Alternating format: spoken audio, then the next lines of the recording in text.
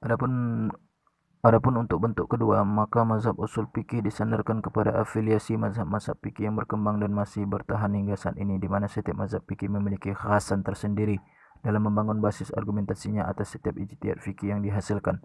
Dalam konteks ini, basis argumentasi itulah yang dikenal dengan ilmu usul fikih.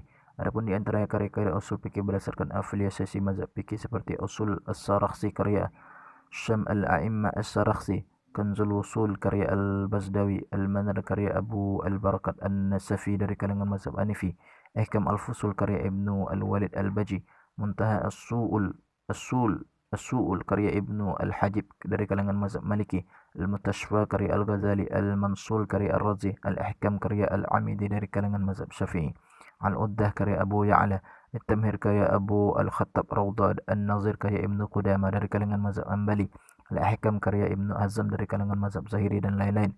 Hukum mempelajari ilmu usul fikih pertanyaan penting yang patut dijawab. Sejauh mana hukum mempelajari ilmu usul fikih atas umat Islam?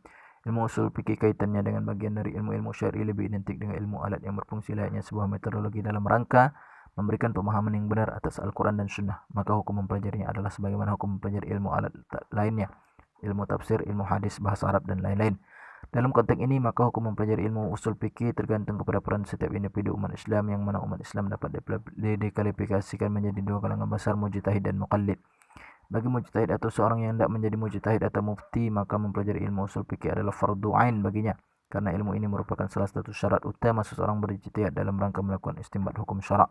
Sedangkan bagi umat Islam secara umum yang dikategorikan sebagai muqallid, di mana kewajibannya terkait mengamalkan Al-Quran dan Sunnah melalui ijtihad mujtahid, maka mempelajari ilmu usul fikih hukumnya berkisar antara fardu kifayah dan sunnah muakkadah. Hukum fardu kifayah berlaku jika tidak ada seorang yang mempelajarinya, dan menjadi sunnah muakkadah jika telah ada yang mempelajarinya. Manfaat dan fungsi bagi umat Islam sebagaimana penjelasan di atas, ilmu usul fikih berfungsi sebagai sebuah metodologi dalam rangka memahami Al-Quran dan Sunnah dengan benar. Di samping itu, ilmu usul fikih sebagaimana ditegaskan Abdul Karim An-Namlah merupakan ilmu yang juga berfungsi untuk meluruskan kekeliruan dalam memahami nas-nas wahyu Al-Quran dan Sunnah, sebagaimana ilmu mantik dan logika yang berfungsi meluruskan kekeliruan dalam memaparkan sebuah argumentasi. Nomor 16, ini merupakan fungsi ilmu usul fikih secara umum dalam bangunan ajaran Islam.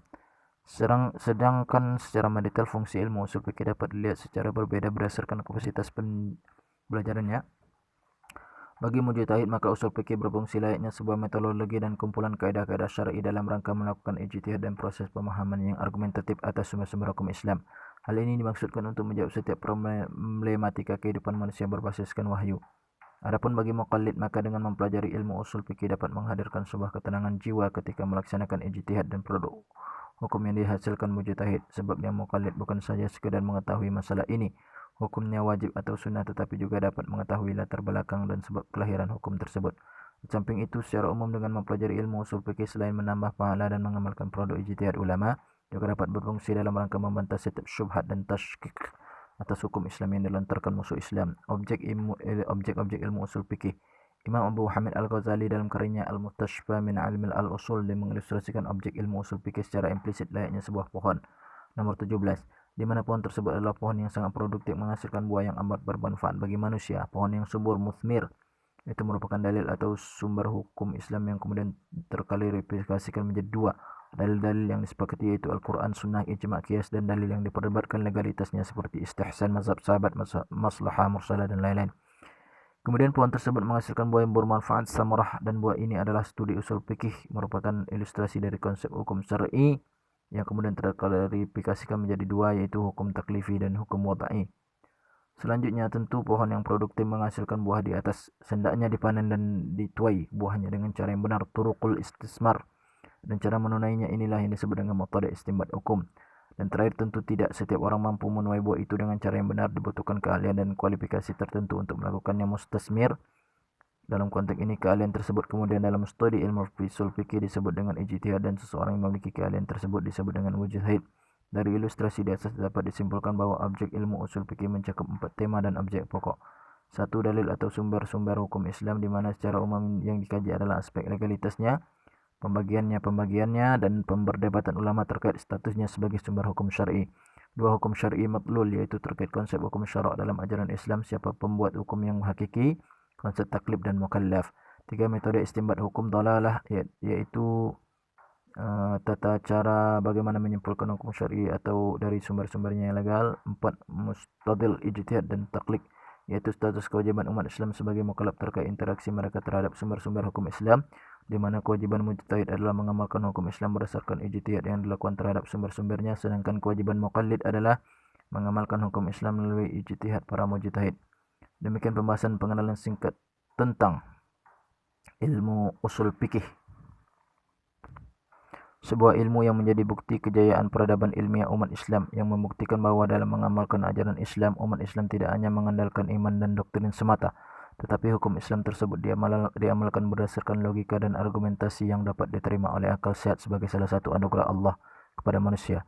Dalam konteks ini, Syekh Ali Jumu'ah menyatakan bahwa ilmu usul fikih merupakan salah satu keistimewaan yang dimiliki Islam dan umat Islam, sebagaimana ilmu sanad merupakan keistimewaan lainnya dalam rangka menjaga orisinalitas ajaran Islam yang dibawa oleh Rasul hingga akhirnya zaman.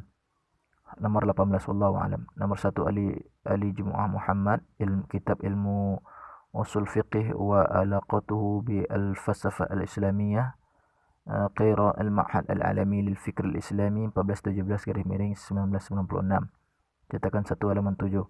Yang kedua, Abdul Karim An-Namlah, kitab Al-Muhazzab fi Ilmi al-Usul Fiqh al-Muqaran, Tahril Masaili wa Dirasati Dirasah Nazariyah Tatqiqiyah, Riyadh Maktabah Ar-Rush, 1420 Hijriah atau 1999 Masehi, Pol 1 halaman 29.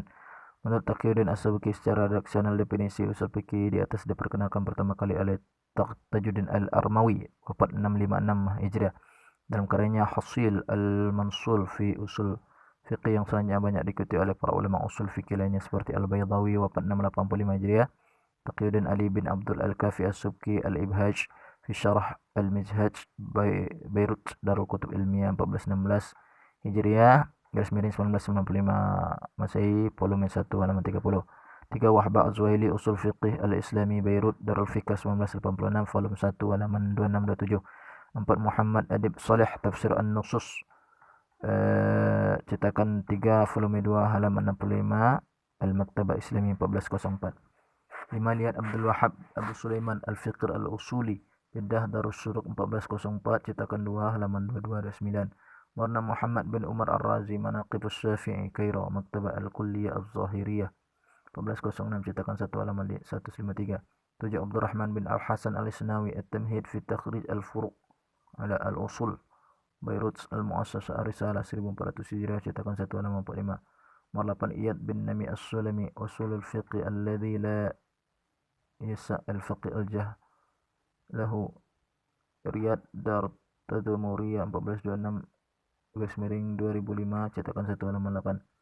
9. Iyad bin Nabi As-Sulami, Usul Fiqh alladhi la yasa' al-faqih jahlahu, halaman 8. 10. Khalifah Abu Bakr Al-Hasan Manahij Al-Usuliyin fi Turik Dalala Al-Faz ala Ahkam, Kairo, Maktabah Wahbah, 1989, halaman 7-10. Nomor 11. Iyad bin Nami As-Sulami, Usul Fiqh alladhi la yasa' al-faqih jahlahu, halaman 8. Nomor 12. Abdul Karim An-Namlah, Al-Muhazzab fi Ilm Al-Usul Fiqh Al-Muqaran, volume 1 halaman 5657. Nomor 13. Abdul Wahab Abu Sulaiman Al-Fiqr Al-Usuli, halaman 71. Muhammad bin Hasan Al-Sa'labi Al-Fasi, wafat 1376, Al-Fiqr As-Sami' fi Tarikh Al-Fiqh Al-Islami, Madinah, Al-Maktabah Al-Ilmiyah, 1396, cetakan 1, volume 1 halaman 403. 14. Yusuf bin Abdullah Ibnu Abdul Bar An-Namiri, wafat 463 Hijriah, Al-Intiqa fi Fadail Al-Thalatha Al-A'immah Al-Fuqaha Malik Al-Syafi'i Abu Hanifah radhiyallahu anhum, Beirut, Darul Kutub Ilmiah, halaman 86. 15. Abdul Karim bin Ali An-Namla, Kitab Al-Muhazzab fi Usul Al-Fiqh Al-Muqaranah, volume 1 halaman 41. 16. Abdul Karim bin Ali An-Namla, Kitab Al-Muhazzab fi Ilmu Usul Fiqh Al-Muqaran, volume 1 halaman 34. Umumnya mayoritas pakar ilmu usul fikih menisbahkan perumus awal ilmu usul fikih kepada Imam Muhammad bin Asy-Syafi'i, sebagaimana perumus awal ilmu logika dinisbahkan kepada Aristoteles.